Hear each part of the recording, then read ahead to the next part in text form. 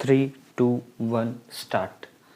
Hello my dear students, welcome you all on Fusis learning. एक बार फिर से आप सभी का स्वागत है आपके यूट्यूब चैनल फ्यूसिस लर्निंग के ऊपर। तो हमने रे ऑप्टिक्स स्टार्ट कर लिया था, आज की क्लास में उससे आगे बढ़ते हैं। और देखिए आज का हमारा जो टॉपिक है वो हम पढ़ेंगे, एक तो ये एफ और आर के बीच में रिलेशन यानी फोकल लेंथ और रेडियस ऑफ कर्वेचर के बीच रिलेशन देखेंगे।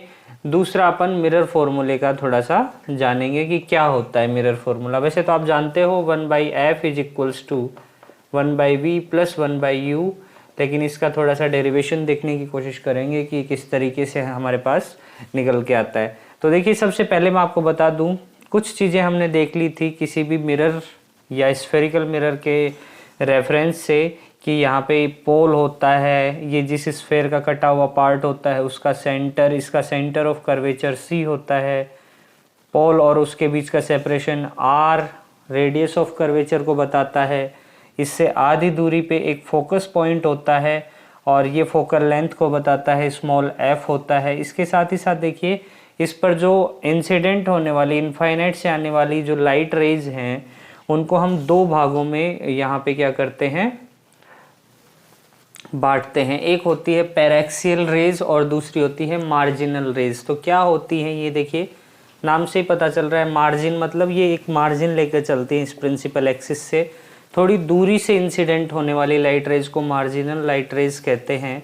और इनफाइनाइट से आती हैं तो ये फोकस से गुजरती हैं, ठीक है।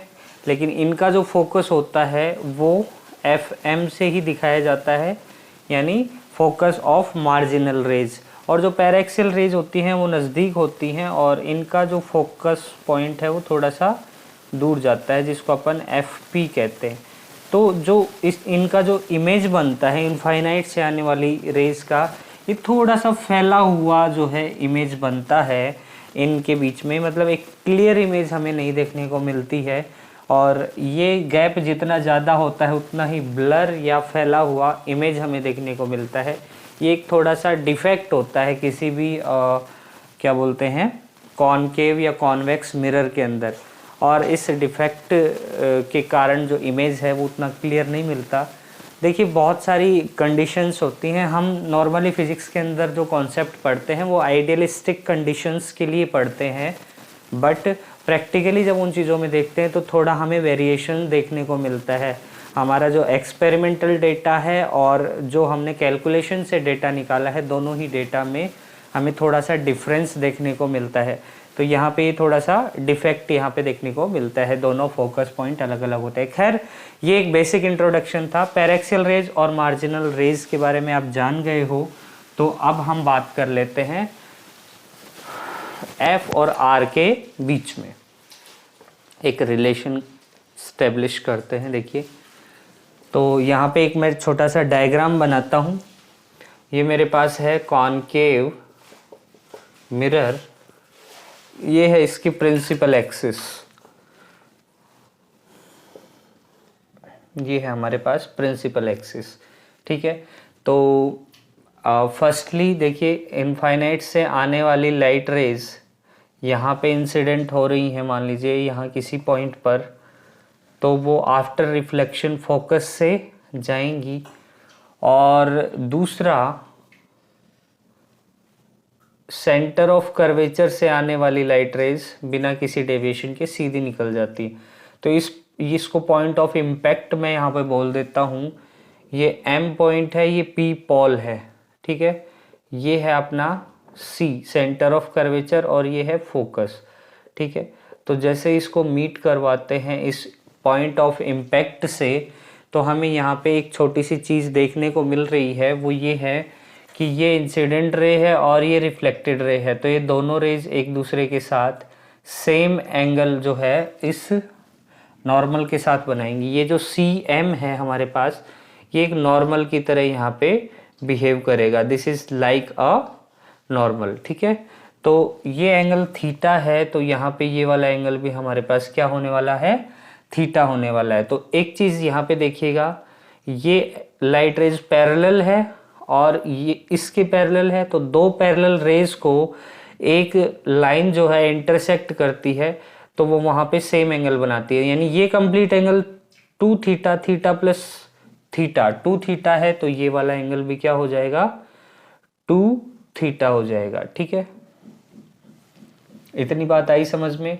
अब देखिए ये एंगल थीटा है और इस ट्राइंगल के अंदर अगर हम देखें, कौन से वाले ट्राइंगल के अंदर, इस वाले ट्राइंगल के अंदर, तो इसको अपन एक थिन लेंस विजुलाइज कर लेते हैं। थिन लेंस के लिए ये पॉइंट है मान लो एन और पी, ये दोनों, इन दोनों के बीच का गैप अपन नेग्लेक्ट कर देते हैं। थिन लेंस का नाम आ रहा है यहाँ पे, हम बात कर रहे हैं मिरर की।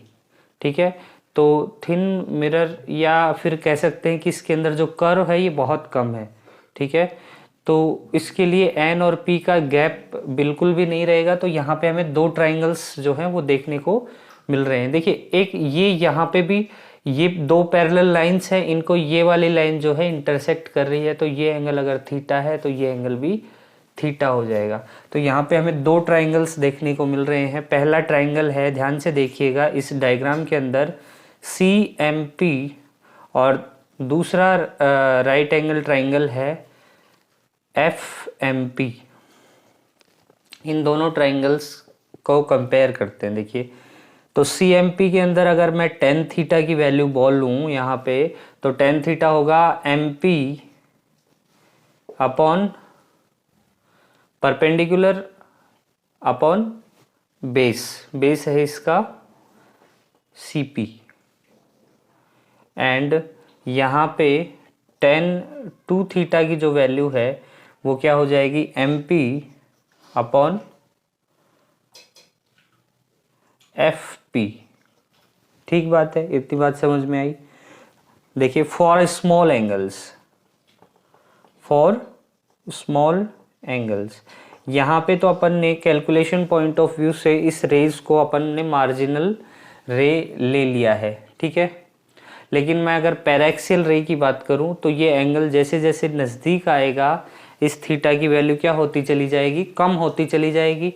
तो स्मॉल एंगल थीटा के लिए या फिर उन लाइट रेज के लिए जो पैराक्सियल कहलाती हैं, यानी कि प्रिंसिपल एक्सिस के बिल्कुल पास से होकर गुजर रही हैं, उन रेज के लिए tan theta approximate equal to theta हो जाएगा।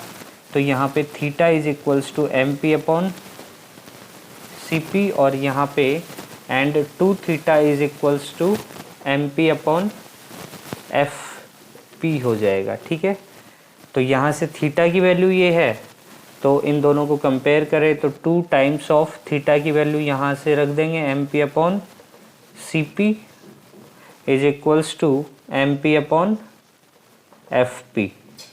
ठीक है, MP से MP गया, क्रॉस मल्टीप्लाई करेंगे तो 2FP is equals to 2FP is equals to CP, और यहाँ से FP is equals to CP upon 2 हो जाएगा।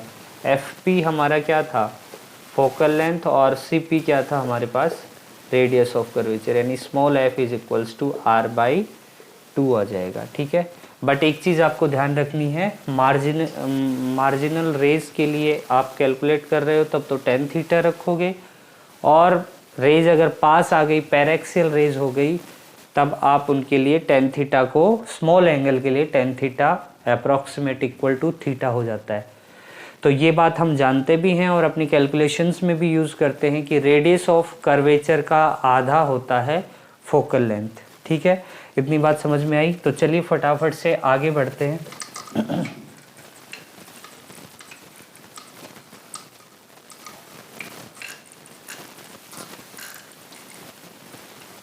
तो ये वाला रिलेशन अपना हो चुका है। अब देखते हैं मिरर फॉर्मूला। मिरर फॉर्मूले को कैलकुलेट करने के लिए देखिए सबसे पहले हम पॉइंट ऑब्जेक्ट्स की बात करते हैं। किसी भी रे डायग्राम के अंदर मान लीजिए हमारे पास एक कॉनकेव मिरर है। ठीक है, कॉनकेव मिरर के बारे में ही बात करेंगे। कॉन्वेक्स के लिए कैलकुलेशन पॉइंट ऑफ व्यू से बहुत कम यूज़ किया जाता है। ठीक है, तो एक ऑब्जेक्ट से मान लेते हैं, एक पॉइंट ऑब्जेक्ट है हमारे पास, इस प्रिंसिपल एक्सिस पे पॉइंट ऑब्जेक्ट O से आने वाली लाइट रेज किसी एक पर्टिकुलर पॉइंट पर इंटरसेक्ट होती हैं, और ये है अपना C, सेंटर ऑफ कर्वेचर।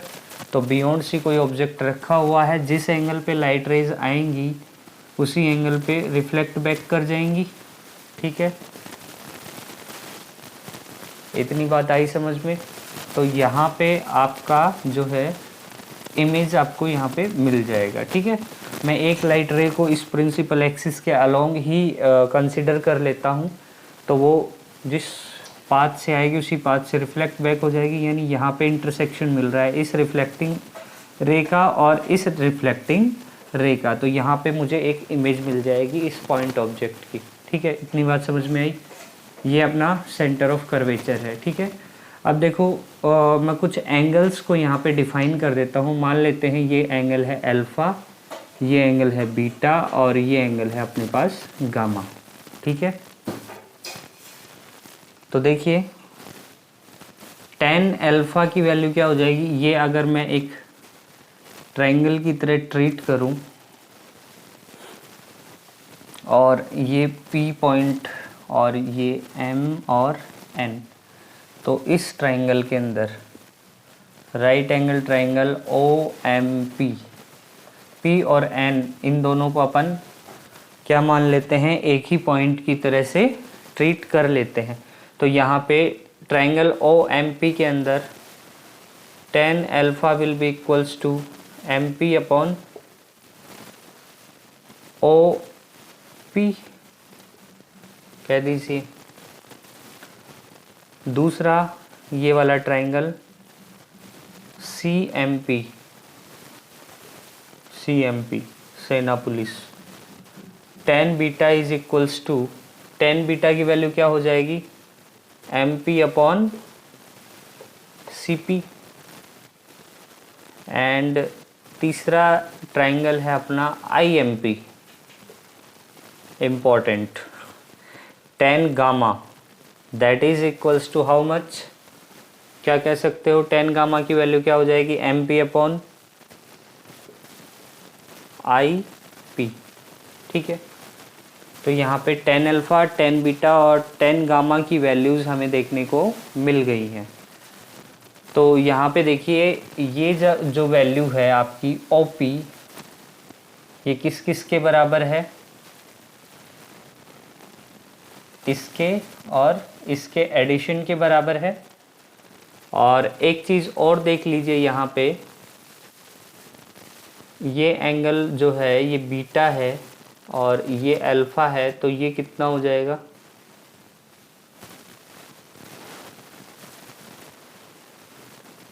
दो इंटीरियर एंगल्स का सम एक एक्सटीरियर एंगल के इक्वल होता है।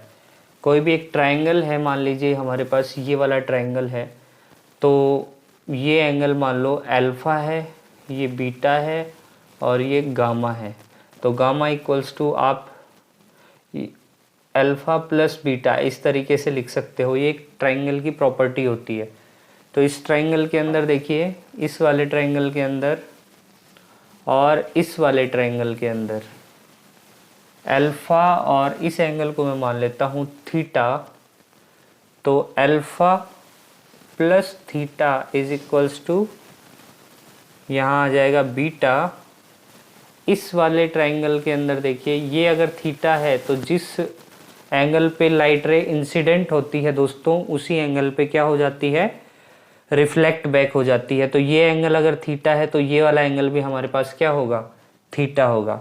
तो यहाँ पे इस वाले ट्रायंगल के अंदर ये दोनों इंटीरियर एंगल हैं, ये एक्सटीरियर एंगल है। तो यहाँ से आप क्या लिख सकते हो, beta plus theta is equals to gamma. तो यहाँ से थीटा की वैल्यू क्या हो जाएगी, बीटा माइनस अल्फ़ा, यहाँ से थीटा की वैल्यू क्या हो जाएगी, गामा माइनस बीटा।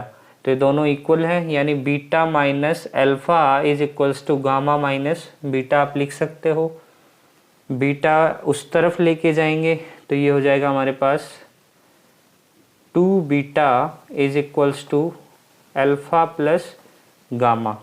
ठीक है, अब देखिए यहाँ पे हम वापस से क्या लगाएंगे, अप्रॉक्सीमेशन लगाएंगे। कौन सा वाला, कि हम मार्जिनल रेज की बजाय पैरेक्सियल रेज के लिए कैलकुलेट कर रहे हैं। तो tan alpha approximate equal to alpha हो जाएगा, that is MP upon OP, देखिए अब देखिए यहाँ पे OP की जो वैल्यू है ये हो जाएगी ऑब्जेक्ट डिस्टेंस U, ठीक है।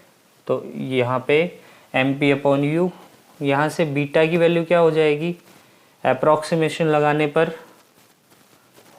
Beta is equals to MP/CP, CP क्या है R, एंड यहाँ से गामा की वैल्यू क्या हो जाएगी MP/IP, IP क्या है V, ठीक है।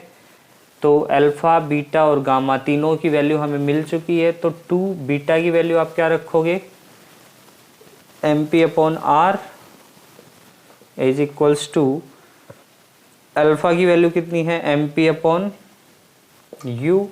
प्लस गामा की वैल्यू कितनी है MP/V।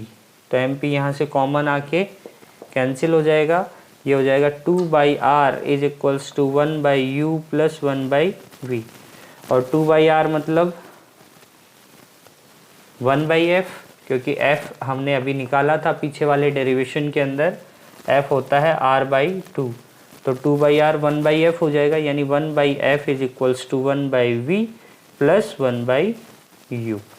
तो ये हमारे पास क्या आ गया, मिरर फॉर्मूला। कौन सा फॉर्मूला दोस्तों, मिरर फॉर्मूला।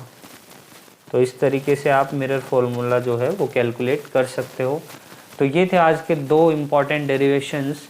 आगे वाली क्लासेस में हम क्वेश्चंस करेंगे। तो मिलते हैं नेक्स्ट वीडियो में, तब तक के लिए अपना खूब सारा ध्यान रखिए। Thank you very much.